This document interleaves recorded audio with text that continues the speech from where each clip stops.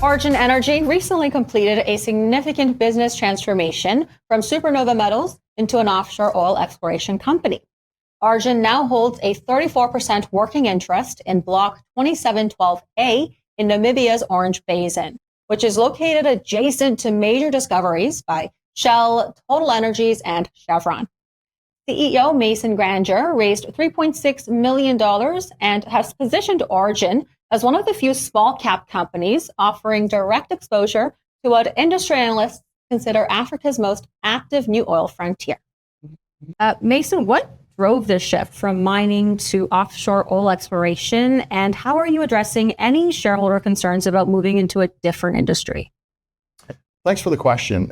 We started as Supernova Metals, which was basically effectively a mining shell company that we repurposed to do the first vend-in of an interest in this block in offshore Namibia. And the longer-term vision is to repurpose the company into a company focused on offshore exploration in Namibia. So, in fairness, I'm not a mining guy. This is actually a return to my roots. I'm originally a process engineer, and I've got a 20-plus year track record on Bay Street as both a portfolio manager and a capital markets person, but almost exclusively focused on oil and gas. So this really brings me back to my roots. The one thing I will say is I'm not an exploration geologist. I've been around it for decades, but we're fortunate to have our vice president of exploration that has, a decades-long track record, and especially in Basin in the country of Namibia. So, he'll be sort of stick handling the complex technical analysis of geology of the blocks that we're going to invest and acquire. Well, let's talk about the highlights of the block. What key, points of your asset do you want us to take note of today? Block 2712A is a highly prospective block. At a very superficial level, it's on trend at a similar water depth to other major discoveries. And keep in mind, this has been a hot exploration area with about 20 billion barrels discovered and counting. So I think of it as sort of an analogy of a string of pearls. And we're directly on trend with other major oil discoveries like Total's Venus field and Shell's Graph discovery. So, and we can see a lot of this. There's been a lot of legacy 2D seismic shot on the block over the years. So this gives us some amount of confidence that there's the right sort of mix of geologic conditions, source rock, a turbidite sand that's pervasive across the block, that should be, I think, conducive to significant deposits and accumulations of hydrocarbons. We just need to advance the understanding a step further with 3D seismic. Right. And those seismic surveys begin in Q4 this year. What do you need to see to kind of indicate to you that, yes, there's going to be similar resource to adjacent discoveries? And what happens if results differ from your current expectations?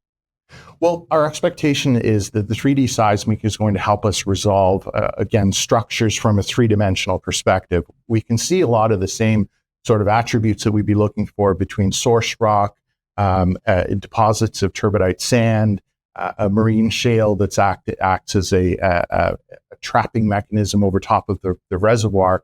And the outer high, as they call it, runs through our block. And there's a ponding sort of effect where it sort of pinches out. So we think it ticks a lot of the boxes for the structures and things and elements of geology that we would expect to see for a block to be very highly prospective. But this will allow us to sort of resolve in a three-dimensional perspective the types of structures, et cetera, that will allow a super major to drill an exploration well. It's not cheap here. It's over $100 million to do this. So you want to make sure that you're picking the drill locations with the best data that you've got possible. And that's what we're trying to do, is advance the understanding through 3D seismic. Yeah, and you mentioned something there that we want to cover today, which is that you want to bring in majors to fund the drilling phase of this block.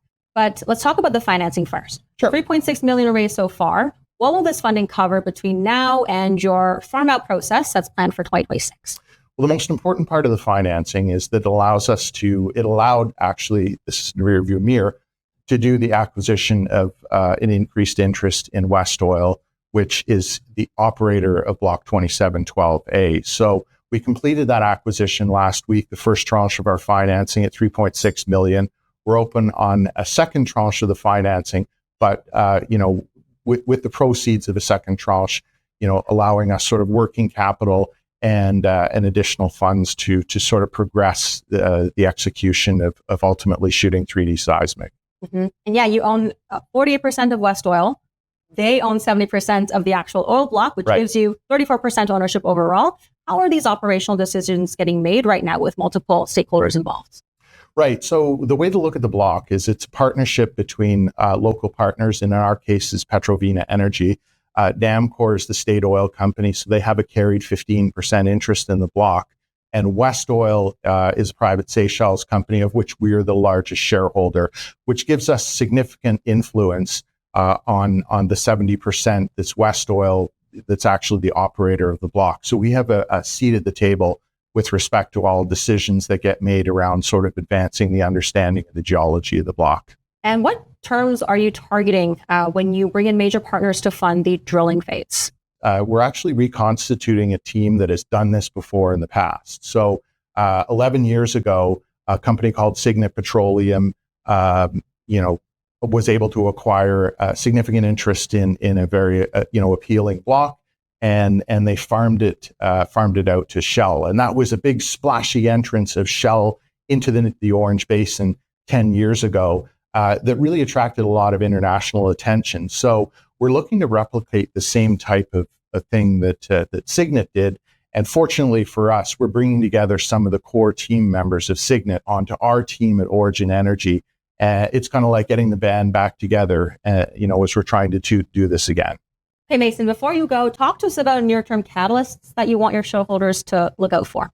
Well, the big near-term catalyst for us this fall is actually shooting the 3D seismic and getting that done. That's all being done with the hopes of opening a data room early in 2026 and inviting super majors to look at our data. With some success, we'll ultimately farm out to a super major for a cash payment. And if we've done our job right, we'll retain a small carried interest so we can participate in the exploration success and ultimate development on the block. But, from our perspective in mitigating risk for potential shareholders, what we're looking to do is employ a portfolio approach and build a portfolio of exciting prospects around in the basin so that we're not, so to speak, putting all of our eggs in one basket. Right. Okay. Well, Mason, thank you for the breakdown and hope to get another update from you soon. Thanks. That was Mason Granger, CEO of Oregen Energy. Tickers are below in full. And of course, you can check the company out on CEO.CA. Thanks for watching.